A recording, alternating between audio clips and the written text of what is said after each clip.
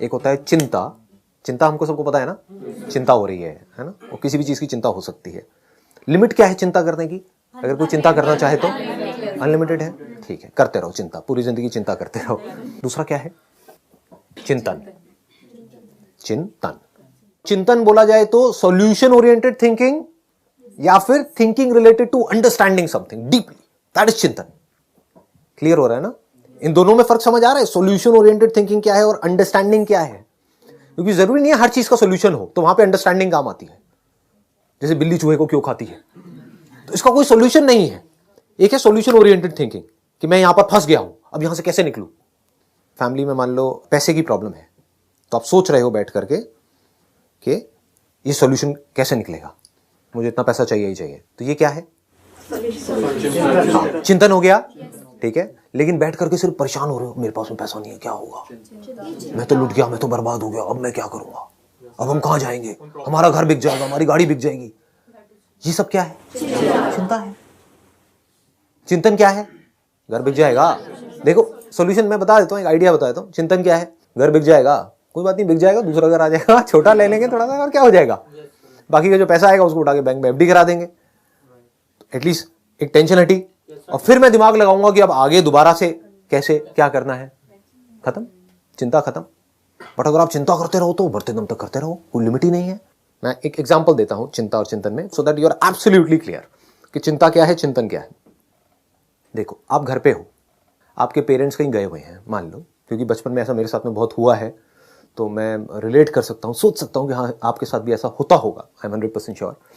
तो क्या होता था बचपन में, जब मैं घर पे होता था और मेरे पेरेंट्स हर महीने गोवर्धन वृंदावन जाते थे, तो वहाँ पर मुझे पता लगा, जब वो आते थे तो किस्से कहानियाँ सुनाते थे कि वहाँ पे रास्ते में ना एक्सीडेंट हो गया गाड़ी का, और बुरी तरह से उसके ऊपर ट्रक चढ़ गया था, ये हो गया था, तो एक ये लोग थे वो मर गए, ये हो गया वो हो गया। तो वो अपनी तरफ से बड़े आराम से इनोसेंटली मेरे को कहानियाँ सुनाते थे। लेकिन मेरे दिमाग में क्या बैठ गया कि अब ये गए तो हैं 3 दिन के लिए, नहीं आए तो क्या होगा, इनका एक्सीडेंट हो गया तो क्या होगा। तो ये सब क्या है? चिंता है, चिंतन है। ये क्लियर है ना? बिल्कुल, दिस इज ऑल चिंता। चिंता मतलब वरी अगर इंग्लिश में बोला जाए तो। इसी का एक ऑपोजिट एंड है, आपको भी चिंता हो रही है कि अगर उनका एक्सीडेंट हो गया तो क्या होगा, उनकी डेथ हो गई तो क्या होगा। एक्सट्रीम केस में यही होता है कि अगर उनके ऊपर भी गाड़ी चढ़ गई या कुछ हो गया तो क्या होगा। अब आप अपने आप को कह रहे हो नहीं नहीं ऐसा कुछ नहीं होगा, जिसको पॉजिटिव थिंकिंग बोलते हैं। या फिर भगवान के पास जाकर के बैठ रहे हो, भगवान से प्रे कर रहे हो, हे भगवान मेरे माँ बाप का एक्सीडेंट ना हो, पूरी दुनिया का हो जाए कोई बात नहीं, किसी और का हो जाए कोई बात नहीं, मेरे माँ बाप का ना हो। होती है ना ये सब चीजें, हाँ, कि उन्हें कुछ नहीं होना चाहिए। तो अगर आप पॉजिटिव भी सोच रहे हो, वो भी चिंता है। आप क्यों बोल रहे हो उनका एक्सीडेंट नहीं होगा? क्योंकि आपकी लगी पड़ी है अंदर से, नहीं, आपकी हालत टाइट है, आपको ये डर लग रहा है कि उनका एक्सीडेंट होगा, तभी तो आपको बोलना पड़ रहा है बार बार कि नहीं होगा, नहीं होगा, नहीं होगा। इसका मतलब आप अपने उसी बिलीफ को स्ट्रांग कर रहे हो कि हाँ एक्सीडेंट होगा। जब भी आप बोल रहे हो नहीं होगा, नहीं होगा, नहीं होगा, तो ये बिलीफ स्ट्रांग होता जा रहा है, क्योंकि वो पॉसिबिलिटी है। और क्यों नहीं होगा? अगर एक्चुअल में मैं चिंता से आपको चिंतन की तरफ ले जा रहा हूं, अगर इसको समझ पाओ तो क्या बोलना है अपने आप को, क्यों नहीं होगा, हो सकता है। मतलब डर लगता है ना ये सब सुनने में, हाँ, और जैसे ही डर लगता है हम क्या करते हैं, हम पॉजिटिव थिंकिंग का सहारा लेते हैं या अपने किसी ना किसी बिलीफ को पकड़ लेते हैं कि नहीं नहीं नहीं होगा, चलो हुआ भी तो थोड़ी बहुत चोट लगेगी, ज्यादा नहीं लगेगी, वो ठीक ठाक आ जाएंगे घर पे, नहीं कुछ नहीं, अभी एक दिन की तो बात रह गई है। ऐसे ऐसे थॉट्स माइंड में चल रहे होते हैं। चलो अभी फोन पे बात करके देख ली तो हाँ सब ठीक है ना, हाँ सब ठीक है, मेरे को वैसे ही डर लग रहा था, रात को नींद नहीं आ रही थी, घबराहट हो रही थी, रात के टाइम आप ड्राइव कर रहे हो, सब ठीक तो है ना, अभी मैंने न्यूज में देखा वहां पर ये हो गया वो हो गया, व्हाटएवर। समझ गए? ये सब क्या है? चिंता है। अब चाहे पॉजिटिवली चिंता कर रहे हो चाहे नेगेटिवली चिंता कर रहे हो, दोनों ही चिंता है। पॉजिटिव जिसको आप पॉजिटिव बोल रहे हो वो भी नेगेटिव को ही स्ट्रांग कर रहा है, आपके डर को और बढ़ाता चला जा रहा है। चिंतन क्या है इस केस में? यहां तक बहुत कम लोग जाते हैं, लेकिन अगर आप यहां पर जा पाओ, थोड़ी सी हिम्मत चाहिए, करेज चाहिए यहां पर, यहां जाने के लिए। जो डरे हुए लोग हैं वो यहां नहीं जा पाएंगे। डरे हुए लोग क्या करेंगे, वो सहारा लेंगे कि डर लग रहा है, ऐसी चिंता माइंड में चल रही है, क्या करो, फटाफट से मोबाइल में संदीप माहेश्वरी टाइप करो, यूट्यूब के ऊपर सेशन देखो, सारा डर गायब, अब सब सही हो गया है, अब कुछ नहीं हो सकता मेरे पेरेंट्स को। समझ गए? एनर्जी आ गई ना अंदर से, एकदम से ध्यान को डाइवर्ट कर दिया, या उठा करके किसी से बात करने लग जाओ, हाँ, या कोई मूवी देखने लग जाओ, टीवी चैनल देखने लग जाओ, और टीवी में एकदम से आपने देखा एक एक्सीडेंट की खबर आई, मतलब ये क्या है, नहीं मतलब समझ, एकदम याद आ गया, मतलब वो याद गई नहीं है, वो जो चिंता है उसका आपने सॉल्यूशन नहीं निकाला है, ना उसको समझा है, बस उससे भाग रहे हो, ये just running away from it, और जितना भाग रहे हो वो उतना ही आपको डरा रहा है। देखो उसका जो रूट कॉज है चिंता का वो क्या है, फियर ऑफ डेथ। अब चिंतन बताता हूं क्या है, अगर यहां तक आप जा पाओ तो। What is death? डेथ क्या है? मतलब हमने पहले ही इमेजिन किया हुआ है, अपना एक बिलीव बनाया हुआ है, डेथ मतलब ये, उसकी वजह से हम डर रहे हैं। हो सकता है वो झूठ हो, क्या उसको हम क्वेश्चन करते हैं? कभी भी नहीं करते। किसी ने अपना बिलीव बनाया हुआ है कि भूत है, तो वो इसको क्वेश्चन नहीं कर रहा है कि भूत है या नहीं है, वो या तो बोल देगा भूत नहीं है, नहीं वो कह रहे हैं, मेरे जो बड़े हैं वो कहते हैं भूत वूत कुछ नहीं होते, तो आप क्या कहोगे? इमीडिएटली कहोगे नहीं नहीं भूत वूत कुछ नहीं होते। उधर से कोई आएगा, नहीं मैंने भूत को देखा है, मैं उस गांव में गया था, वहां पर एक चुड़ैल मेरे पीछे पड़ गई थी, तब आप कहोगे हाँ भूत होते हैं। अब आप कंफ्यूज हो। एक कंफ्यूज स्टेट ऑफ माइंड में चिंता होती है, क्लियर स्टेट ऑफ माइंड में चिंतन होता है। जहां पर कंफ्यूजन है वहां पर ही तो चिंता है, ये या वो, हो गया तो क्या होगा, नहीं हुआ तो क्या होगा। बट आपको क्लियर हो जाए कि हो या ना हो, this is what death is and I am okay with it. मान लो अगर वहां तक आप पहुंच पाओ तो, समझ पाओ तो, वो बहुत मुश्किल नहीं है, बट ये इंक्वायरी करने का करेज हमारे अंदर होना चाहिए, because you don't have a solution for it. तो यहां पर क्या काम आ सकता है? सिर्फ understanding. There is no solution for death, there is solution for a disease. बीमारी है तो आप उसका इलाज ढूंढ सकते हो, डेथ का क्या इलाज है? डेथ तो होनी ही होनी है। दुनिया का सबसे बड़ा सच क्या है? डेथ। तो इसको अगर हम नहीं समझते तो हम डेथ से डरेंगे या नहीं डरेंगे? डरेंगे।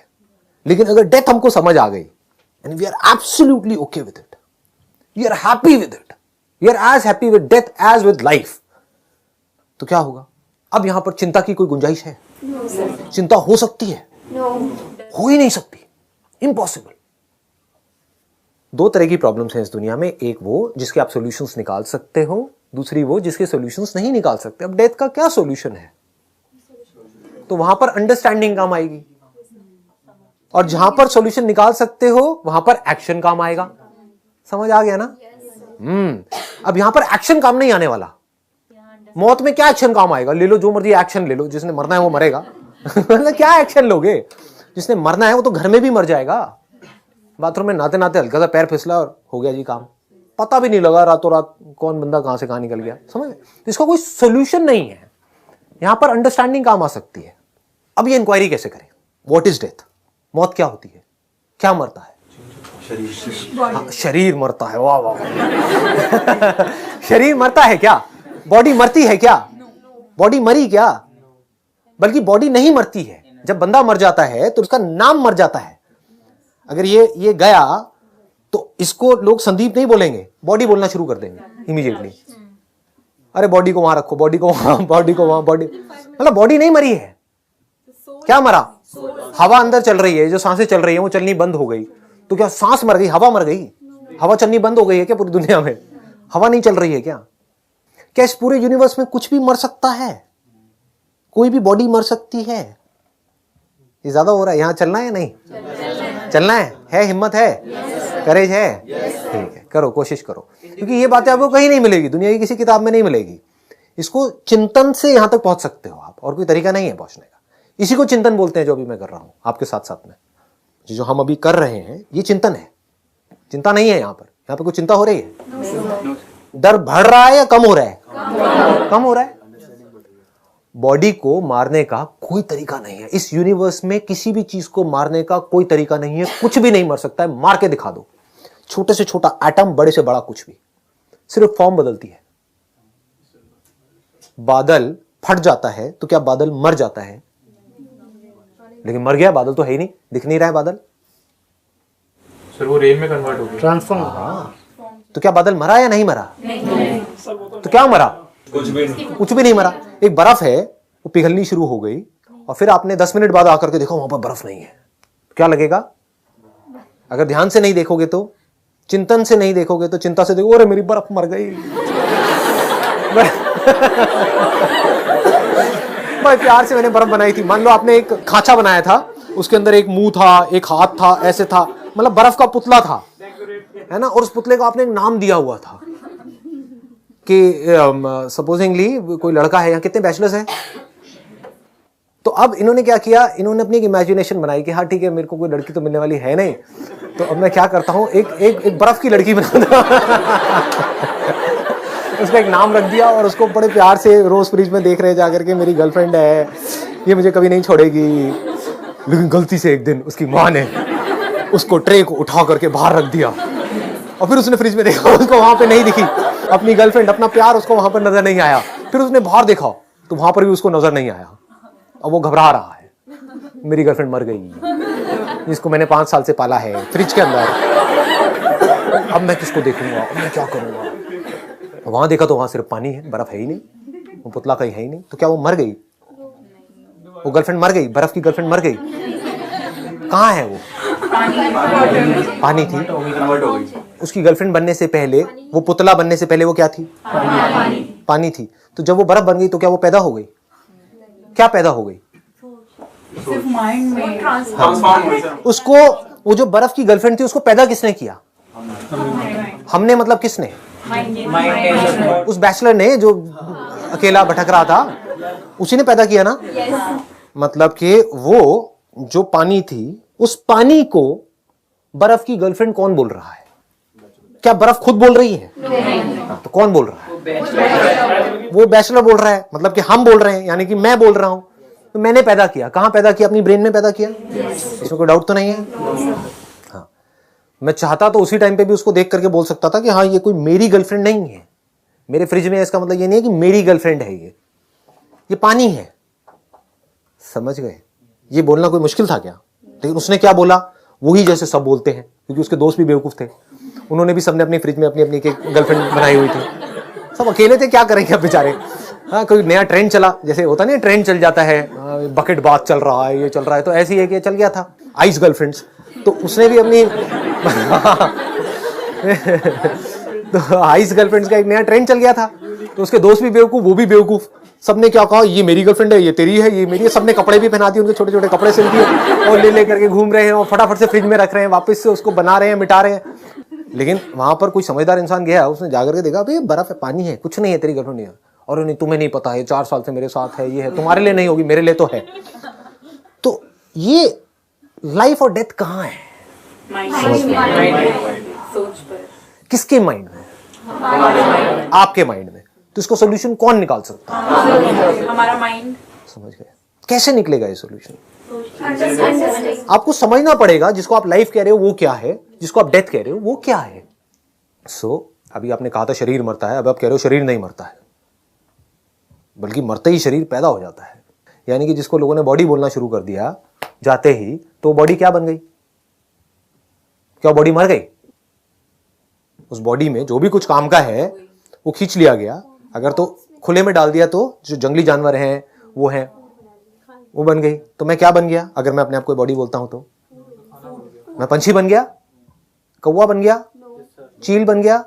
क्यों नहीं बन, मतलब अगर मैं बॉडी हूं तो, अगर बॉडी तक ही रहें तो, अगर आप अभी अपने आप को जो भी सोचते हो, जो भी करते हो सुबह से रात तक, वो बॉडी समझ करके ही करते हो। नाम किसका? बॉडी का। मेल कौन? बॉडी। फीमेल कौन? बॉडी। उसके आसपास में जो जुड़े हुए हैं वो सब क्या है? बॉडीज। तो अगर बॉडी के लेवल पे आप देखो तो कुछ नहीं मरा है, लाइफ बेटर हो गई है। ये कौवा बन के ज्यादा मस्ती करूंगा, यहाँ कौवा बन के उड़ो, ये हो, मजे करो, तो मैं कहां मरा? मैं तो जिंदा हूं। अगर आदमी देख पाए तो वो तो जिंदा है। वो बर्फ कहां मरी? वो बर्फ की गर्लफ्रेंड कहां मरी? वो तो जिंदा है। पहले एक बर्फ में थी, पानी में, वो तो नहीं मरी। प्यार तो हमें उस स्टेट से था ना। हाँ, तो अब ये प्रॉब्लम किसकी है? आपने बिल्कुल सही बोला, प्यार हमें था उस बर्फ की फॉर्म से। तो अब अगर आपको उस बर्फ की फॉर्म से प्यार है तो क्या आप कभी भी बिना डर के जी सकते हो? और जब वो फॉर्म जिसने मिटना ही मिटना है, यानी कि बदलना ही बदलना है, जब वो बदलेगी तो क्या आप खुश रह सकते हो? अगर आपको उस पर्टिकुलर फॉर्म से प्यार है, अगर आपको अपनी एक ऐसी फॉर्म से प्यार है, आपकी जो बॉडी है अभी जिस स्टेट में है उससे ही आपको प्यार है, तो जब आपका बुढ़ापा आ जाएगा, जब इस फॉर्म की धज्जियां उड़ जाएगी, तो सुखी रहोगे, दुखी रहोगे? कितना दुखी रहोगे? जितना अपनी उस फॉर्म से प्यार था, यानी जवानी वाली अपनी जो फॉर्म थी उससे प्यार था, उतना ही बुढ़ापे वाली फॉर्म से दुखी रहोगे। लेकिन अगर चिंतन कर करके आप यहां तक पहुंच गए थे कि फॉर्म ने तो बदलना ही बदलना है, मरना नहीं है। जिसको आप मरना बोलते हो वो चेंज है, चेंज को आप मौत बोल रहे हो, कुछ बदला ही तो है। तो बॉडी के मरने का डर गया,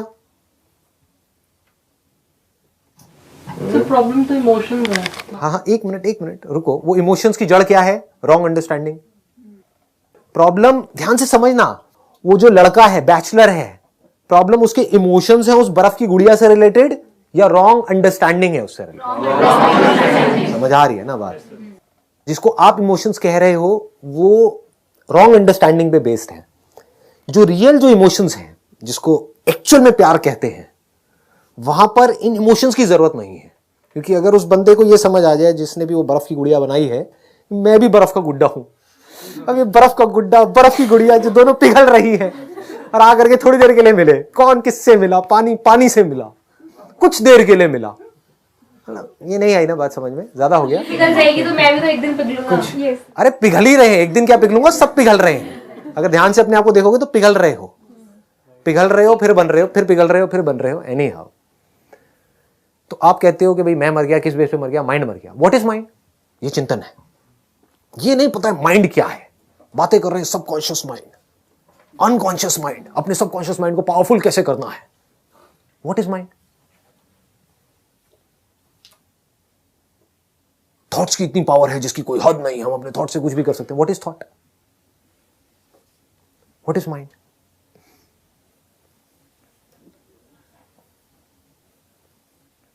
जब ब्रेन काम करना बंद कर देती है तो क्या माइंड काम कर रहा होता है?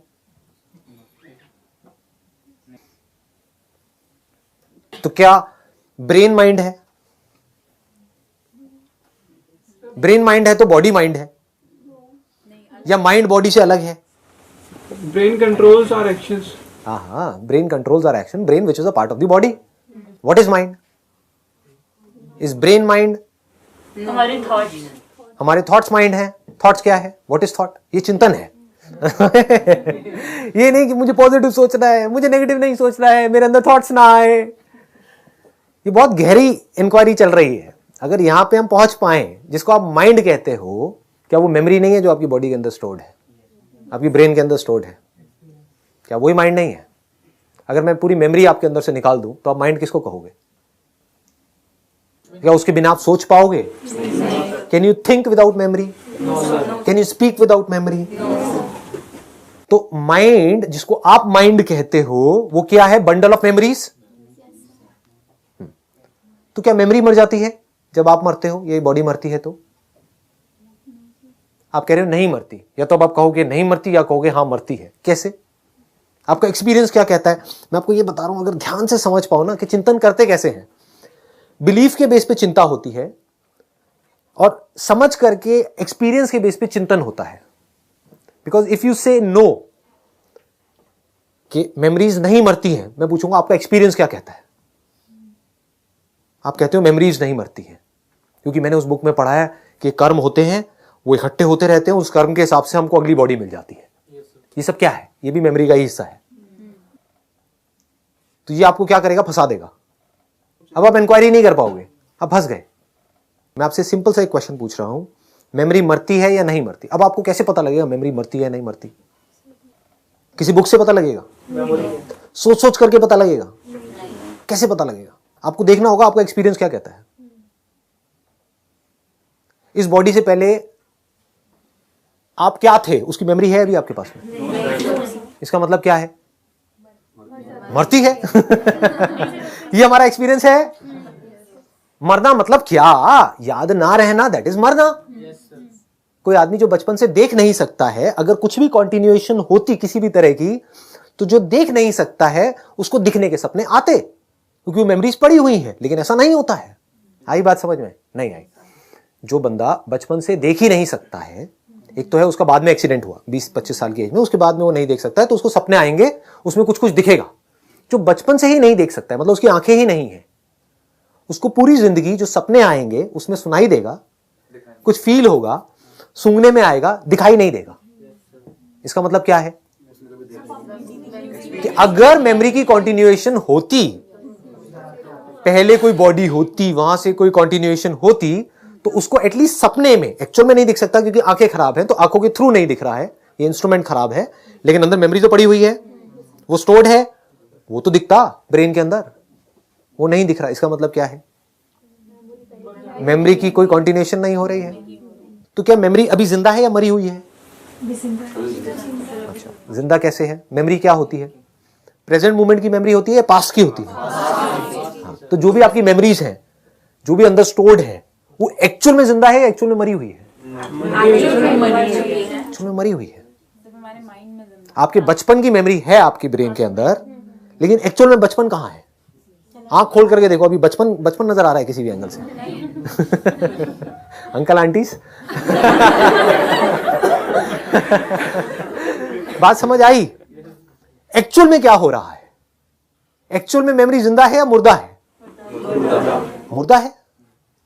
तो जो मुर्दा है उसके मरने का क्यों डर है आपको? वो जो मुर्दा है उसके मरने से क्यों डर लग रहा है आपको? वो तो मुर्दा ही है। अगर अभी भी आपके अंदर जितनी मेमोरीज पड़ी हुई हैं वो सब मर जाए, लेकिन आपकी लाइफ बढ़िया चलती रहे, कोई दिक्कत है क्या? तो जिस मोमेंट में सोचते हैं उस मेमोरी के बारे में, उस मोमेंट पे वो जिंदा हो जाती है।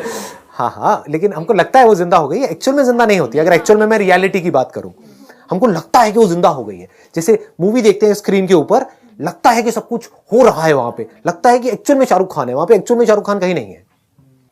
स्क्रीन के ऊपर जिसको देख रहे हो तो लाइट है, तो क्या मरा? बॉडी मरी या नहीं मरी?